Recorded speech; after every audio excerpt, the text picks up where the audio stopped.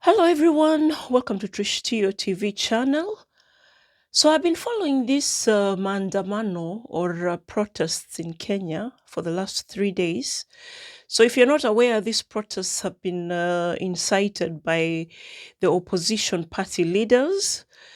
So, they're protesting about the high cost of living in Kenya. So they want people to be protesting like 3 days a week until the government sorts out the issue. So in the process, I stumbled upon some videos of self-employed motorbike operators giving their thoughts about the protests. So I'm going to play the sound bites and um, interpret what they are saying or translate what they are saying for those who don't understand Swahili.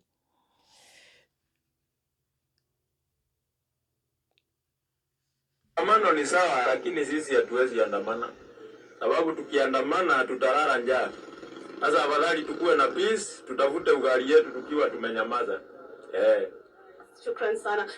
So that guy said he's not going to protest because he has to work. Because he said if he doesn't work, he won't be able to put food on the table. So for him, protesting is a no.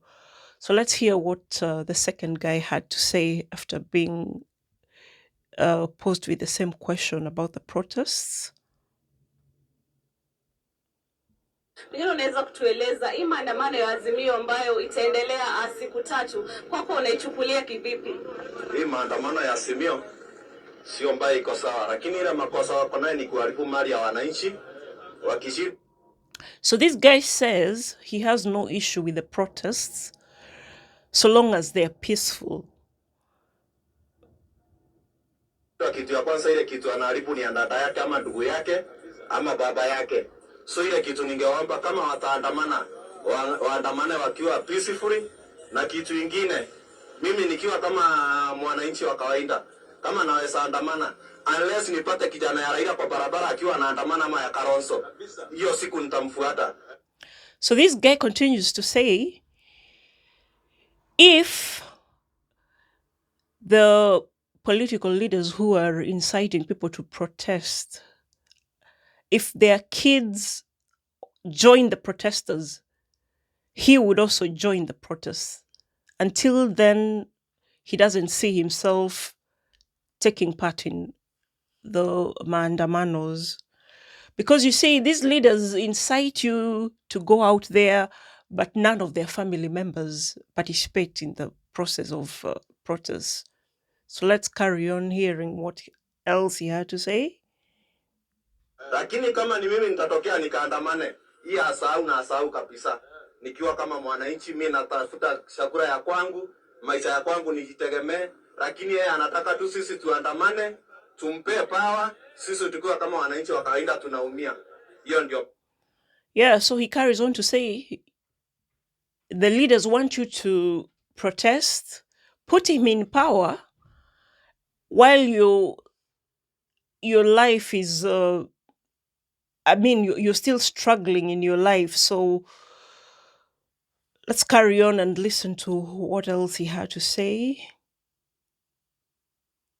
Maoni yangu, pengine hamuumi kwa sababu ya gharama ya juu ya maisha, kwa sababu wale watu wanaandamana wanasema kwamba wanaandamana kwa sababu ya high cost of living. Pengine kwako unaichukulia? Okay, gharama ya maisha iko juu na ni sawa tunaandamana, lakini vile wanaandamana wanasidi kuharibu mali, so ndivyo gharama itasidi kuwa juu. Juu ile kitu wameharibu lazima igharamikiwe, so maisha bado itasidi kupanda. Lakini kama wangekuwa wanaandamana peacefully, maisha iwezi kuwa juu zaidi ya vile inaweza kuwa saa hii. Juu sasa wakiandamana siku ya leo waharibu vitu, so inabidi gharama ya maisha bado isindi kupanda. Juu lazima sile vitu wameharibu sigharamikiwe. So tukiwa kama wananchi, kitu ya kwanza tunafaa tujiulize, nikiandamana siku ya leo niharibu kitu, hiyo kitu pengine itakosti au much kwa siku, ama ile pesa itatumika kwa hiyo kitu kuigharamia. So kama itatumia for example ile mali tumeharibu ni ya milioni 1 ama bilioni, so tujue ndivyo maisha itasindi kupanda. Kama nilikuwa na beba customer wa shilingi 200, itabidi hata mimi gharama ya kwangu ipande ikuwe. Okay, so in a nutshell, he said because the protesters are causing a lot of destruction, all the things they are damaging have to be repaired. And obviously, that will have to come from the taxpayers' pocket. So, in the process of repairing the damage, the cost of living will continue getting higher because the government has to get the money from somewhere. Yeah, and like you've heard, he said, obviously, if the tax increases because of the damages as a result of the protests, his tax will go up. So he'll have to hike his prices. So the very high cost of living people are protesting about will become worse because he'll have to charge higher prices. So if we go to the macroeconomics, as in if we look at the whole economy, yeah, all businesses have been affected negatively ever since the protests started taking place. That was on Tuesday, I think. So, as much as people want the prices to come down and what have you, people need to realize that this inflation is not only affecting Kenya, it's a global phenomenon. Ever since COVID struck, businesses have been affected worldwide. Then the other thing that's affecting prices is the war between Russia and Ukraine, because people don't.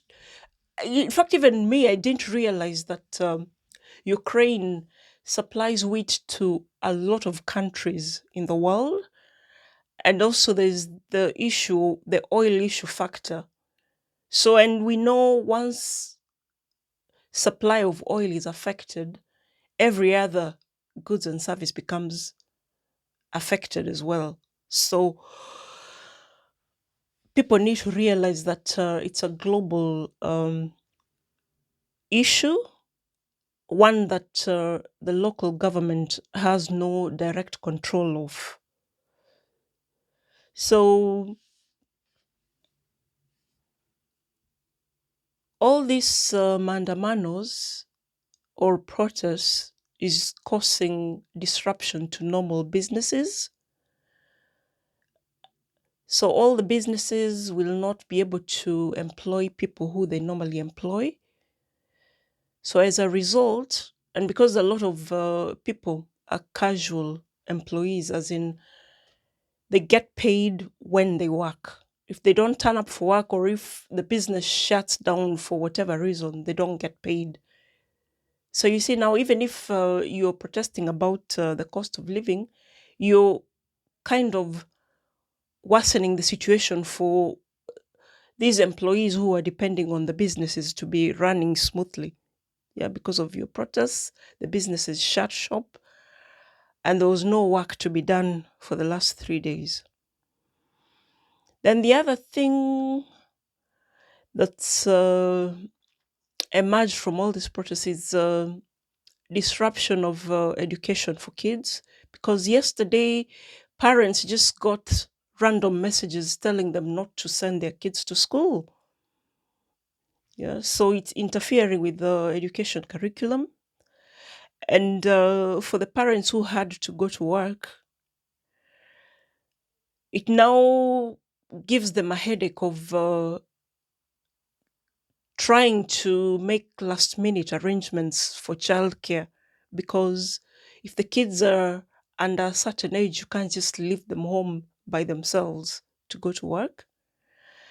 Then the other thing these protesters and these opposition leaders need to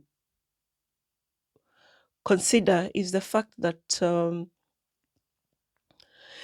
as much as they are protesting, like I said before, the local government cannot influence global factors that are affecting the economy, causing the cost of living to go up. Then you have this other issue. If you interrupt business by causing chaos, the free movement of goods from one place to another is going to get disrupted. So you are affecting the smooth supply of goods. And we all know once the supply of goods is interrupted, it causes the prices to go up. So you're worsening the situation you're protesting about. Then the other thing, um,